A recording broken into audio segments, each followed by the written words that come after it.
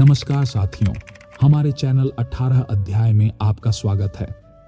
क्या अंतिम घड़ी में मृत्यु के समय नाम का जप करने से मनुष्य मुक्त हो सकता है? दोस्तों, कहा जाता है कि नाम जप से बढ़कर इस दुनिया में कोई भी दूसरी साधना नहीं होती। संघर्ष और चिंता के आज के समय में भगवान के पवित्र नाम का जप क्या आपकी सभी समस्याओं और चिंताओं का समाधान कर सकता है? क्या हर कोई भगवान के नाम का जप कर सकता है? भगवान के किस नाम का जप करें? क्या अपने मन से कोई भी नाम जप सकते हैं या केवल गुरु से ही प्राप्त नाम ही सर्वश्रेष्ठ होता है? क्या अंतिम घड़ी में मृत्यु के समय नाम का जप करने से मनुष्य मुक्त हो सकता है? प्यारे दोस्तों, नाम जप भक्ति और परमात्मा प्राप्ति के मार्ग में आने वाले सभी प्रश्नों का उत्तर आपको इस वीडियो में मिलेगा। दोस्तों, कहा जाता है कि भगवान का नाम बहुत ही पवित्र और शक्तिशाली होता है। रोज रोज नाम जप करने से व्यक्ति के जीवन के सभी दुख दर्द खत्म हो जाते हैं और उसे संसार से विदा होने पर मोक्ष की प्राप्ति होती है।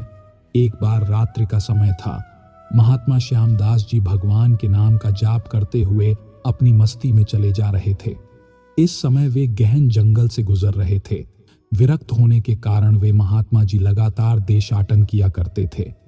वे किसी भी एक स्थान पर ज्यादा समय तक नहीं रुकते थे। वे भगवान के नाम के प्रेमी थे।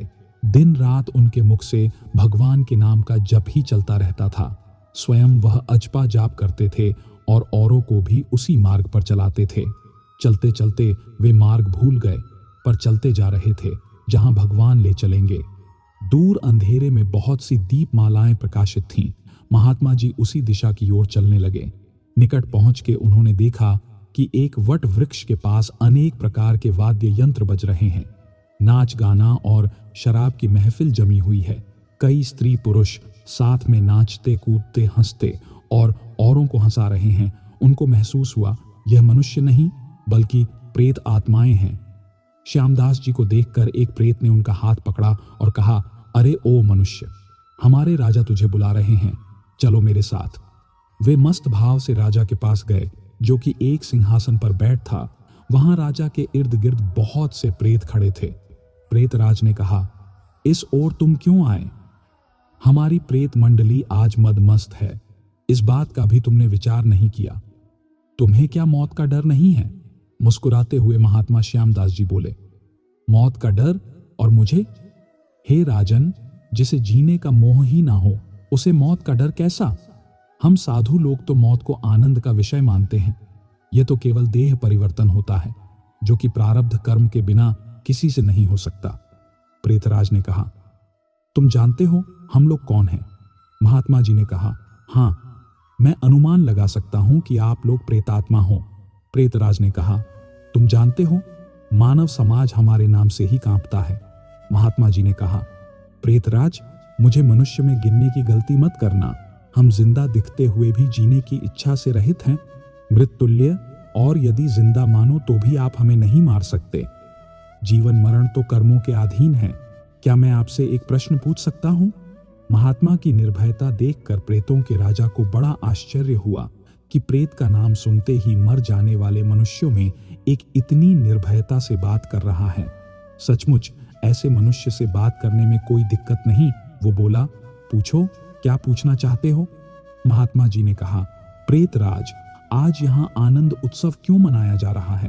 प्रेतराज ने कहा, मेरी इकलौती कन्या योग्य पति ना मिलने के कारण अब तक कुंवारी थी, लेकिन अब योग्य जमाई मिलने की संभावना है। कल उसकी शादी है, इसीलिए उत्सव मनाया जा रहा है। महात्मा जी ने हंसते हुए कहा, तुम्हारा जमाई कहाँ है? मैं उसे देखना चाहता हूँ। प्रेतराज ने कहा, जीवन के मोह को त्यागने वाले हे महात्मा, अभी तक वह हमारे इस प्रेत योनि को प्राप्त नहीं हुआ। वो इस जंगल के किनारे बसे गांव के एक धनवान का पुत्र है। महादुराचारी होने के कारण वह एक भयानक रोग से पीड़ित है और कल संध्या से पहले ही उसकी मृत्यु हो जाएगी और फिर उसकी शादी मेरी कन्या से होगी।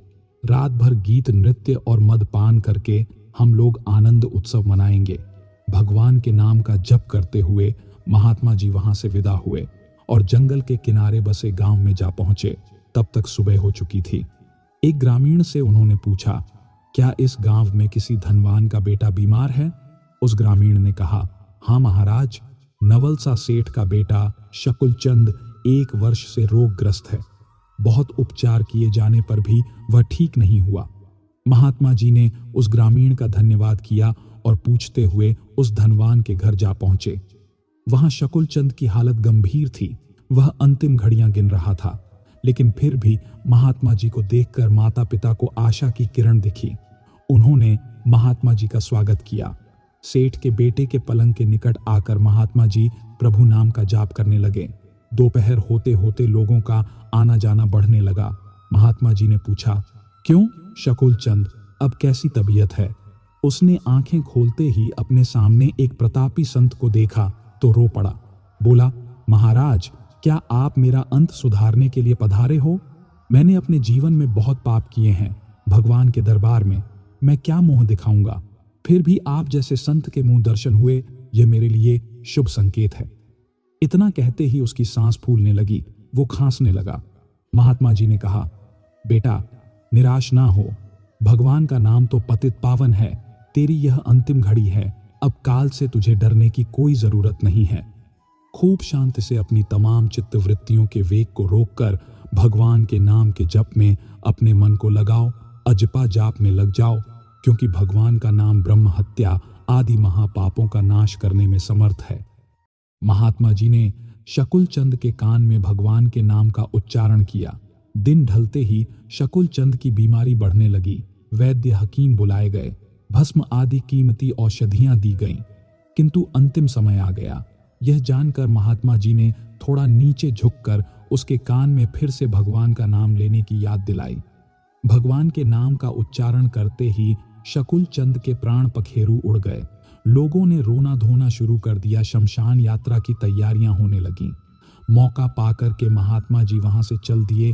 नदी के तट पर आकर स्नान ध्यान करके नाम का स्मरण करते हुए वह वहां से रवाना हुए। शाम ढल चुकी थी।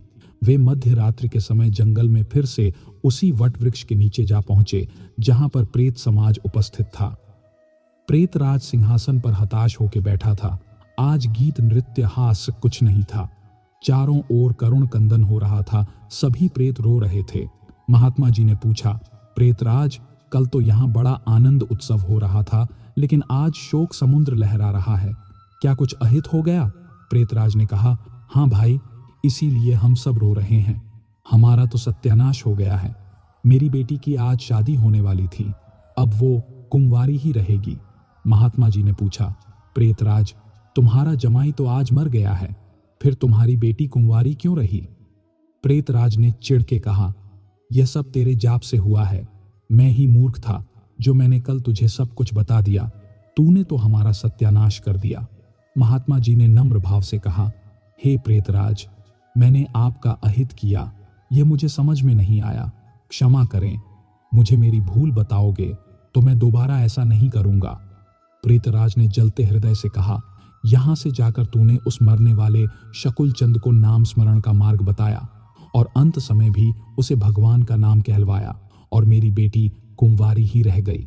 महात्मा जी ने कहा, क्या सिर्फ एक बार नाम जप से वह प्रेत योनि से छूट गया? क्या आप सच कह रहे हो? प्रेतराज ने कहा, हाँ भाई, जो मनुष्य भगवान के नाम का जप करता है वह नाम जप के प्रताप से हमारी प्रेत योनि को कभी प्राप्त नहीं होता। और यह सच है कि भगवान के नाम जप में नर उद्धारण शक्ति होती है। भगवान के नाम जप का यह प्रताप सुनकर महात्मा जी प्रेम के आंसू बहाते हुए वहीं पर भाव समाधि में लीन हो गए और उनकी आंखें तब खुली जब वहां पर प्रेत समाज उपस्थित नहीं था। सूर्य की सुनहरी किरणें वट वृक्ष को शोभामान कर रही थीं। महात्मा जी के वट वृक्ष के नीचे नाम जप करने से उन सभी प्रेत आत्माओं को मुक्ति मिल चुकी थी। महात्मा जी वहां से उठे और भगवान का स्मरण करते हुए अपने रास्ते पर चल दिए। कहते हैं कि नाम जप करने वाले व्यक्ति को उसके अभिमान, लालच, वासना, क्रोध और द्वेष जैसी भावनाओं का भी अंत हो जाता है। प्यारे सज्जनों, नाम जप से बढ़कर कोई साधना नहीं है। तुम जो चाहो सो करो, पर नाम लेते रहो, इसमें जरा सी भी भूल ना हो। मेरा सबसे यही पुकार पुकार के कहना है कि नाम जपते रहो। भवसागर से पार उतरने का सबसे श्रेष्ठ साधन है ध्यान, और ध्यान का आधार है नाम जप, नाम जप। चलता फिरता परमात्मा है ध्यान, तो दिन में 2 घंटे ही करना होता और शेष समय में नाम जप ही सुलभ और श्रेष्ठ है। नाम जप की महिमा अतुलनीय है। नाम जप ईश्वरी शक्ति का आहार है। जैसे हम अतिथि को प्रसन्न करने के लिए स्वादिष्ट पकवान परोस हैं, वैसे ही ईश्वर को रिझाने के लिए एकाग्र चित्त और श्रद्धा भाव से लय ताल युक्त किया हुआ नाम जप बहुत ही श्रेष्ठ आध्यात्मिक भोजन है। प्यारे दोस्तों, नाम जप मोक्ष को प्रदान करने वाला है। प्यारे दोस्तों, बड़भागी हैं वह लोग जो किसी तत्व्यक्ता संत की खोज कर लेते हैं, गुरु सेवा और गुरु मंत्र का धन इकट्ठा कर लेते हैं, जिसको सरकार व मौत का बाप भी छीन नहीं सकते। मेरी ईश्वर से यही प्रार्थना है कि आप सबको भी वही धन मिले, आपको कथा मिली या रास्ता मिला।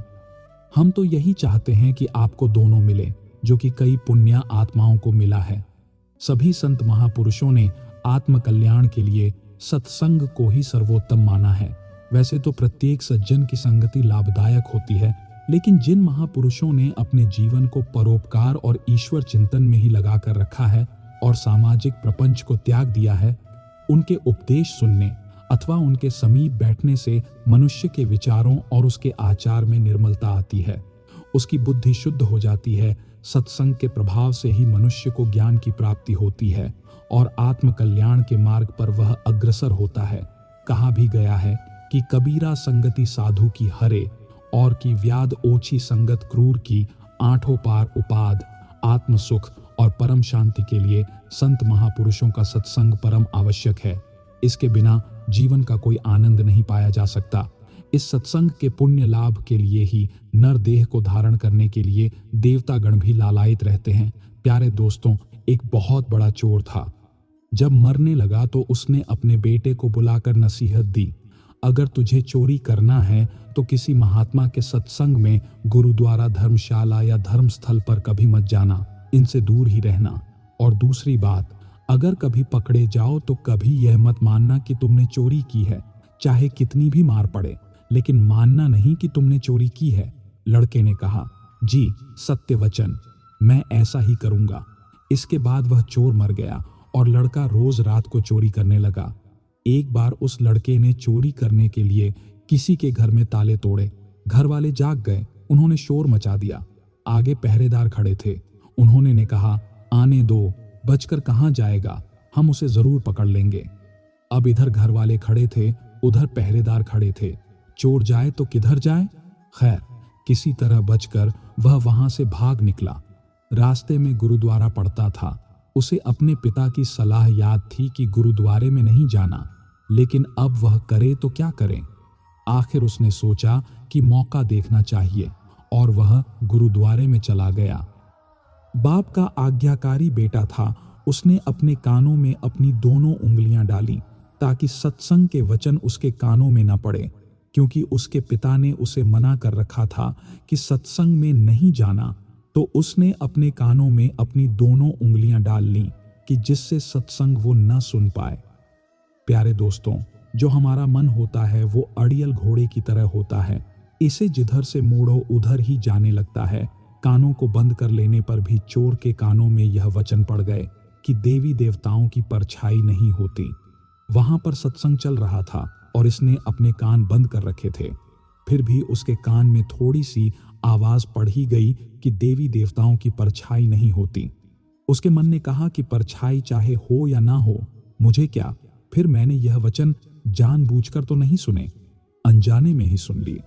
उसने अपने पिता को सफाई देते हुए मन ही मन कहा कि मैंने जानबूझकर यह वचन नहीं सुने, ऐसे ही सुन लिए। मैंने तो कान बंद रखे थे। अब इधर घर वाले, उधर पहरेदार उसके पीछे लगे थे। किसी ने उनको बताया कि चोर इस गुरुद्वारे में गया है। गुरुद्वारे की जांच हुई तो वह चोर पकड़ा गया। प्यारे दोस्तों, उस चोर की पुलिस ने खूब पिटाई की, लेकिन वह नहीं माना कि उसने चोरी की है। आपको बता दें कि उस समय यह नियम था कि जब तक मुजरिम अपराध को स्वीकार ना करे तब तक उसे सजा नहीं दी जा सकती थी। आखिर उस चोर को राजा के सामने पेश किया गया। वहां भी उसे खूब मार पड़ी, लेकिन वह चोर था, वह मानने को तैयार ही नहीं था। उसने अपने पिता को वचन दे रखा था कि चाहे कितनी ही मार क्यों न पड़े, वह नहीं मानेगा कि उसने चोरी की है। राजा को पता था कि जो चोर होते हैं वह देवी देवताओं की बहुत पूजा करते हैं, देवी की आराधना करते हैं। इसलिए पुलिस ने एक ठगनी को सहायता के लिए बुलाया। ठगनी को बुलाया गया, बात उसे बताई गई। उसने कहा, मैं उस चोर को मना लूंगी, उससे कहलवाना चोरी की है। उस ठगनी ने एक देवी का स्वांग बनाया, 2 नकली बाहें लगाई, चारों हाथों में 4 मसाले जलाई और नकली शेर की सवारी की।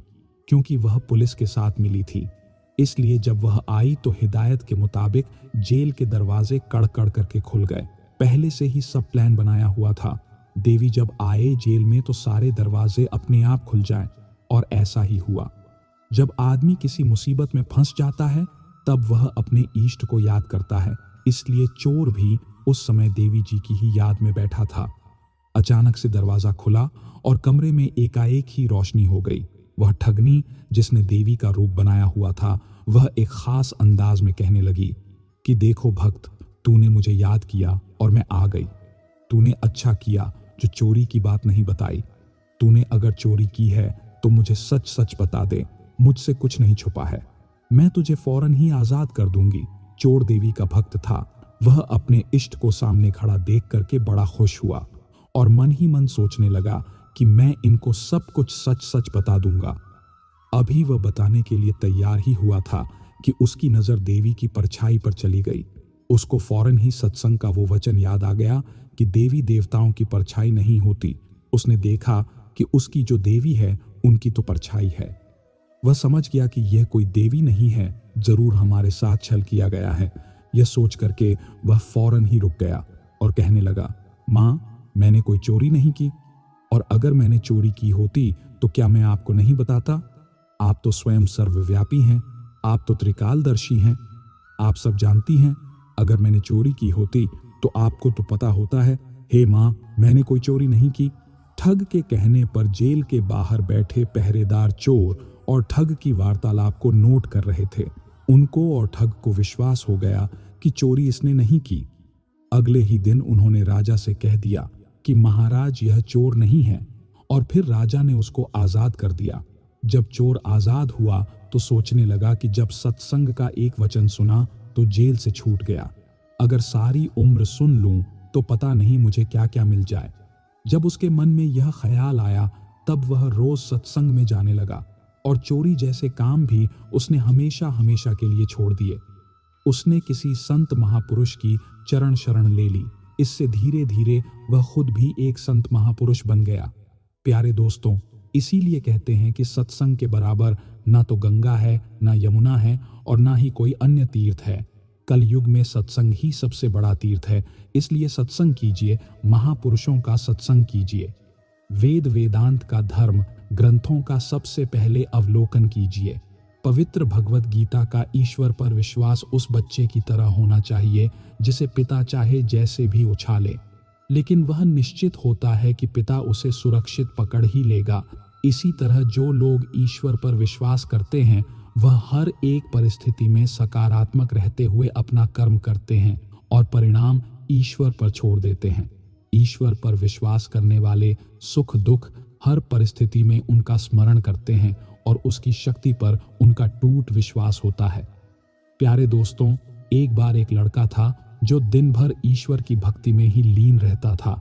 न वह घर का कोई काम करता और न ही व्यापार धंधों में हाथ बटाता, लेकिन साधु संतों की खूब सेवा करता था। साधु संत हमेशा उसे आशीर्वाद देते कि उसे जीवन में खूब तरक्की मिले और ईश्वर के प्रति उसकी आस्था बनी रहे। लेकिन कोई काम धंधा न करने के कारण उसका परिवार उससे बहुत परेशान था। जिस राज्य में वह लड़का रहता था वहां के राजा की कोई संतान नहीं थी और संतान प्राप्ति के लिए उसने बहुत से उपाय किए। एक बार उसे किसी ने बताया कि वह किसी नौजवान की बलि देगा तो उसे अवश्य ही संतान की प्राप्ति होगी। अब राजा के लिए समस्या थी कि बलि के लिए कोई नौजवान कहां से लाएं। उसने ने पूरे नगर में ढंडोरा पिटवाया कि जो भी माता पिता अपने नौजवान पुत्र को बलि के लिए देंगे तो उन्हें भरपूर धन संपदा दी जाए। जब यह बात उस लड़के के परिवार को पता चली तो उन्होंने निश्चय किया कि हम अपने पुत्र को राजा के पास भेज देते हैं। वैसे भी हमारे किसी काम का नहीं, सारा दिन ही ईश्वर की भक्ति और साधु संतों की सेवा में लगा रहता है। इसके जाने से हमारे पास भरपूर धन वैभव आ जाएगा।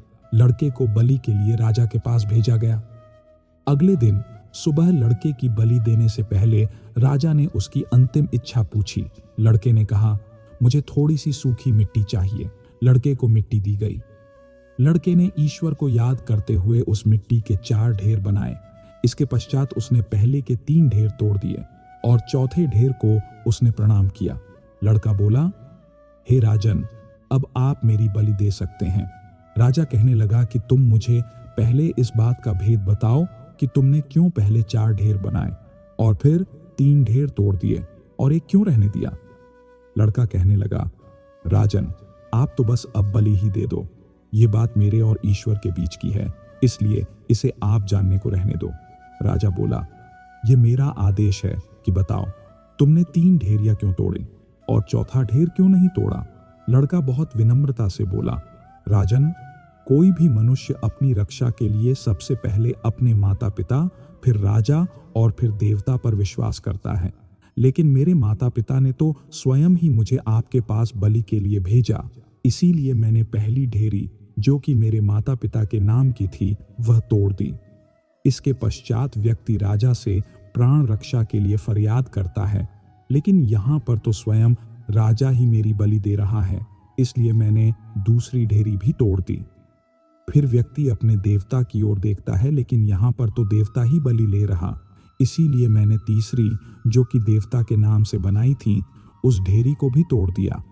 लेकिन अंतिम ढेरी मेरे उस ईश्वर पर विश्वास की है। मैंने अपने ईश्वर से कहा, मैं अपनी अंतिम सांस तक आप पर विश्वास करता रहूंगा, इसलिए मैंने चौथी ढेरी नहीं तोड़ी। लड़के की बात सुनकर राजा को आभास हुआ कि लड़का तो बहुत ही ज्ञानवान है। राजा ने उसकी बलि देने का विचार ही त्याग दिया। उस लड़के की ईश्वर के प्रति सच्चे विश्वास ने उस लड़के की आस्था को टूटने नहीं दिया और ईश्वर की कृपा से राजा का मन बदल गया। उसने लड़के को ही अपना उत्तराधिकारी घोषित कर दिया। इसीलिए तो कहते हैं, ईश्वर की भक्ति में असंभव दिखने वाली चीजें भी संभव हो जाती हैं। प्यारे दोस्तों, विश्वास में बहुत शक्ति होती है। ईश्वर पर किया गया विश्वास उसके बिगड़े हुए कामों को भी सही कर देता है, कठिन परिस्थितियों में उसकी मदद करता है। प्यारे दोस्तों, कई बार हमारे साथ भी ऐसा ही होता है। जब हमें लगता है कि अब कोई भी समाधान शेष नहीं बचा है, तब ईश्वर की कृपा से कुछ ऐसा हो जाता है जो हमारी सोच से परे हो। जहां ईश्वर पर विश्वास और श्रद्धा आत्मसंतुष्टि और उन्नत का कारण बनती है, वहीं पर अहंकार अनीति और अन्याय विनाश का कारण बनता है। प्यारे दोस्तों, जो भी भगवान पर पूर्ण श्रद्धा और विश्वास रखता है, अच्छे कार्य करता है, लोगों की मदद करता है, भजन ध्यान और स्मरण करता है, भगवान उसकी मदद जरूर करते हैं।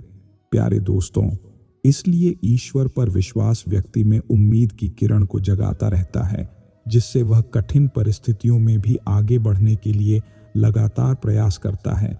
व्यक्ति ईश्वर पर दृढ़ विश्वास करते हुए अपना कर्म करता रहता है और नकारात्मकता उस पर कभी हावी नहीं हो पाती, क्योंकि वह जानता है कि ईश्वर हर परिस्थिति में उसके साथ खड़ा है। एक घड़ी आधी की पूर्ण आध, तुलसी चर्चा, राम की कटे कोटि अपराध। इस दोहे में गोस्वामी तुलसीदास जी राम नाम की महिमा बताते हुए कहते हैं कि राम नाम की महिमा इतनी ज्यादा है, जो मनुष्य राम का नाम एक बार भी सच्चे मन से लेता है तो उसका पूरा पाप ही नष्ट हो जाता है। इसलिए जितना भी समय मिले सत्संग या राम चर्चा अवश्य करनी चाहिए। इससे मनुष्य के जाने अनजाने में किया हुए करोड़ों पाप नष्ट हो जाते हैं। वेद पुराण के अनुसार राम नाम का अपना बड़ा ही महत्व है, शास्त्रों में बताया गया है। कलयुग केवल नाम आधारा सुमर सुमर, नर उतर ही भव पारा। इसका अर्थ है कलयुग में केवल नाम का सुमिर करके मनुष्य मुक्ति को पा सकता है। एक गांव में 2 भाई रहते थे। बड़ा भाई का स्वभाव बहुत ही दुष्ट था। वह रोज शराब पीता, जुआ खेलता, संत महात्माओं का अपमान करता और जीवन में हमेशा अधर्म का काम करता रहता था। इसके विपरीत उसका छोटा भाई बहुत ही सज्जन स्वभाव का था। छोटा भाई भगवत प्रेमी था। वह रोज भगवान की पूजा, संत महात्माओं का सत्कार, अतिथियों की सेवा दान, पुण्य जैसे सत्कर्म के कार्य हमेशा करता रहता था। बड़ा भाई छोटे भाई को यह सब करते देखता तो उसे बहुत ही गली गलौज करता और उसे मारता पीटता भी था। बड़ा भाई का यह स्वभाव देखकर छोटा भाई दुखी होने लगा। वह चिंता करने लगा कि मेरा बड़ा भाई तो बहुत ही पाप करता रहता है। इस पाप की वजह से मेरे बड़े भाई को नरक की यातना भोगनी पड़ सकती है। इस बात को सोचकर छोटा भाई बहुत ही चिंतित होने लगा और उसकी सद्बुद्धि के लिए हमेशा भगवान से प्रार्थना करता रहता था। इसी बीच एक दिन एक संत उस गांव में पहुंचता है।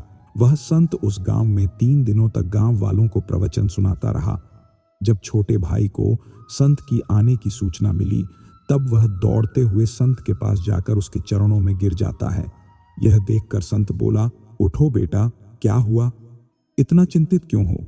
छोटा भाई दुख के साथ संत से बोला, क्या बताऊं गुरुदेव, मैं अपने बड़े भाई को लेकर बहुत परेशान हूं। मेरा बड़ा भाई हमेशा बुरे कर्म और अधर्म कार्य करता रहता है। मैं अपने बड़े भाई के परलोक गमन के बाद उसके कर्मों के फल को लेकर चिंतित हूँ, क्योंकि उसने इतने सारे बुरे कर्म किए हैं कि उसको नरक में भी जगह नहीं मिलेगी। ये सुनकर संत बोले, चिंता मत करो बेटा, सब ठीक हो जाएगा। आज की रात हम आपके घर में ही विश्राम करेंगे, वही बेईमानी बाकी सब तुम आप किसी के साथ 100 उपकार करो। छोटा भाई संत की एक बात सुनकर प्रसन्न होता है लोग और अपने घर जाकर संत के आदर सत्कार के लिए एक सारी व्यवस्था करता है। विश्वास सब देख तो करके उसका बड़ा भाई बहुत जीने के लिए होता है, दांव पर लगानी पड़ता है कि यह सब क्या हो रहा है, तो लुट जाओगे, घर को इतना और लग गया तो लूट लाओगे। बहुत सारे छोटा भाई संत के आने की सारी बात बताता है। वह जीवन इस पर बड़ा भाई बहुत क्रोधित होकर बोलता है, जिस तुम्हें पता नहीं अहंकार ने मुझे यह सब पूजा उस इंसान का नाश महात्मा का सत्संग जब शत्रु तुम्हारी प्रगति से भयभीत हो जाए उस संत को समझ कर बुलाया, उसी क्षण तुम्हारी छोटा भाई कहता है, भैया करोगे तो सब हंसेंगे, जब कामयाब होंगे तो सब हमारे घर में रात्रि विश्राम के लिए आमंत्रित कर चुका हूं। तरह की बातें करेगा। अगर आज मैं संत को मना करता हूं तो गांव में आपकी धोखा वाला सिर्फ आपसे प्यार भरी बात करेगा। ही बड़ा भाई संत को अपने घर में रात्रि विश्राम के लिए मान गया, मगर यह सुनकर छोटा भाई बहुत ही प्रसन्न होता है। नई ताकत कुछ देर बाद उसके घर में संत आते हैं। दिल वहीं संत को आते देखकर बड़ा भाई चुपचाप शराब पीकर अपने कमरे में चला जाता है। इधर उसका छोटा भाई संत को देखकर बहुत ही प्रसन्न होता है और बहुत ही बढ़िया ढंग से संत का आदर सत्कार करता है और भोजन भी कराता है। भोजन करने के बाद छोटे भाई के साथ संत जोर जोर से भजन करने लगते हैं। संत को जोर जोर से भजन करते सुन बड़े भाई को बहुत गुस्सा आया और शराब के नशे में संत को अपशब्द बोलने लगा। तुम्हारी कदर यह सुनकर संत को ज्यादा गुस्सा आया और उस दुष्ट बड़े भाई को जमीन में पटक कर पैरों से दबा देता है और कहता है, अरे दुष्ट राम राम को पहुंचा दे, नहीं तो खूब मारूंगा। यकीन और दुष्ट कहता है, नहीं बोलूंगा। आसान फिर संत कहता है, बोलना पड़ेगा। फिर दुष्ट कहता है, नहीं बोलूंगा। फिर संत कहता है, जो घायल क्या नहीं बोलेगा। और दुष्ट कहता है, मेरे प्राण अगर निकल जाए तब भी मैं राम राम नहीं कहूंगा। फिर संत कहता है, क्यों नहीं बोलेगा। किसी दुष्ट इंसान के व्यवहार मैं राम राम कभी नहीं बोलूंगा। मन की दुष्ट के मुंह से राम राम शब्द नहीं तो नहीं कि हर कहता सुनकर उसे छोड़ देता है और कहता है, मिनरल चलो या अन्य जैसा भी हो, तुमने कभी कभी व्यक्तित्व की राम राम तो बोला चाहिए। बेटा क्या पता तुमने जो अभी राम राम एक बार बोला है इसका व्यवहार कभी भी मत लगाना, इंसानियत भी क्योंकि हो यही मतलब बार राम रहा है, इसलिए ये विचार छोड़ दीजिए। कहकर बिना स्वार्थ से चला रिश्ता रखेंगे। कुछ दिनों बाद दुष्ट रोग से आए तो मर जाता है। यमराज के कुछ भयानक रूप वाले दूत उसे लेने आते हैं। किसी के पीछे देख जाता है, दुष्ट उसे जाने ही डर जाता है। आएगा यम का वही वापस लौटकर पाश में बांध लेता है। कामयाब उसके बाद उसके पाप दो चीजें हमारा परिचय देती हैं। यम हमारा देखता है कि जब हमारे पास कुछ जीवन भर और हमारा व्यवहार जब हमारे पास सब जीवन में केवल एक बार ही राम का नाम लिया उपहार है। यम संतुष्टि से कहता है कि अरे पापी, तुमने जीवन जो बिना आराम किए काम लेकिन एक बार गलती से राम का नाम लिया है, तो बताओ इसका क्या मूल्य लोगे। अपनों का दुष्ट व्यक्ति सब कुछ नहीं बात याद लेकिन सब कुछ के संत ने कहा पैसे की ही जरूरत राम नाम का कभी मूल मत लगाना नहीं होता। फिर दुष्ट व्यक्ति का खेल यमदूत से बोलता है, अनुभव कहता है, जहाँ इस राम शब्द का मूल्य क्या है नहीं समझा पाते यमदूत चुप रहना में पड़ गए। कि एक आलस्य बार एक ऐसी नाम कब्र लेने का है क्या मूल्य जिसमें हो सकता हजारों है। अवसर और यमदूत सपने को समझ हर में दिन नहीं दफन आया। किए जाते फिर हैं। वहां वह अहंकार यमराज को न बुलाता पालिए। है। जनाब यमराज वक्त के वहां समंदर पहुंचता में है। कई सिकंदर डूब यमदूतों ने गए। यमराज को समय सारी जब बातें निर्णय सुनाई, करता है तो लेकिन गवाहों की यमराज जरूरत भी नहीं एक पड़ती। बार राम तरक्की कहने का की दौड़ मूल्य में नहीं उसी बता का पाया। जोर चल गया। यह देखकर जो बना के दुष्ट रास्ता आदमी भीड़ से बहुत निकल गया। प्रसन्न हो जाता है चापलूसी और भी मन एक ही कला मन है संत जो को प्रणाम करता स्वाभिमानी है। इंसान यमराज कभी इसका इसका मूल्य मूल्य जानने और के लिए स्वाभिमानी उस दुष्ट होना भी आदमी को एक इंद्र गुण के है पास जो लेकर जाता है। चापलूस यमराज इंसान इंद्र कभी इंद्रलोक नहीं में हो सकता। जाकर देवराज जब तक इंद्र तुम को सारी दौड़ने का बात साहस बताता नहीं है, जुटा होगे, लेकिन इंद्र तब भी तक एक तुम्हारे बार लिए राम नाम प्रतिस्पर्धा लेने में का जीतना मूल्य नहीं सदा बता पाया। असंभव बना रहेगा। यह देखकर यमराज औकात और तब भी पता ज्यादा चलती है परेशान हो जब जाता किसी है। को वहां उसके से बाद धोखा यमराज मिलता है। इसका मूल्य जहां पूछने उसे के वफा लिए की सबसे ब्रह्मा जी ज्यादा के पास उम्मीद जाने होती लगता है, है। पैसे यह बचाने पर देखकर ध्यान दुष्ट मत की दीजिए, हिम्मत और बढ़ बल्कि जाती ज्यादा है कमाने और पर वह ध्यान पैदल दीजिए। नहीं चलने के लिए मुसीबत कहता में है पिता की और राय और अपने हर लिए सुबह पालकी मंगा माँ लेता के है हाथ की और चाय उसमें दूध बैठ जाने जाता के है। बाद बहुत यमराज याद आती है। इंद्र सहित कल की सभी चिंता लोग में अपनी ब्रह्मदेव आज के की पास हंसी जाते हैं और खुशियों को मत यमराज खोना। ब्रह्मदेव को धोखा सारी करने बातें वाला सुनाता रिश्ता है, भरोसे के लेकिन लायक नहीं ब्रह्मदेव होता। भी एक इन बार तीन राम चीजों कहने से का हमेशा मूल्य नहीं दूर बता रहे। पाए। अहंकार, इसके गुस्सा बाद और सभी झूठ। देवता कैलाश कठिनाइयों में पर्वत में बैठे साहसी बने रहे। महादेव के पास जीत जाते की हैं संभावनाएं और अक्सर उनसे मुश्किलों पूछते के हैं पार कि ही हे होती हैं, महादेव, जिन्हें आप पता तो होता रात है कि दिन वह राम नाम हमारे जपते खुश रहते रहने का हैं। एकमात्र तो कारण बताइए, है। वे एक दुख बार राम बहुत नाम देते लेने हैं का क्या बदलते मूल्य है? लोग। महादेव भी संकोच में पड़ गए और बोले, मैं तो रोज राम नाम जपता हूँ, लेकिन मुझे भी इसका मूल्य पता नहीं है। फिर भगवान शंकर कहते हैं, इसका जवाब तो केवल श्री राम ही दे सकते हैं। चलो श्री राम के पास ही जाकर पूछते हैं। सभी लोग राम के पास अयोध्या जाते हैं।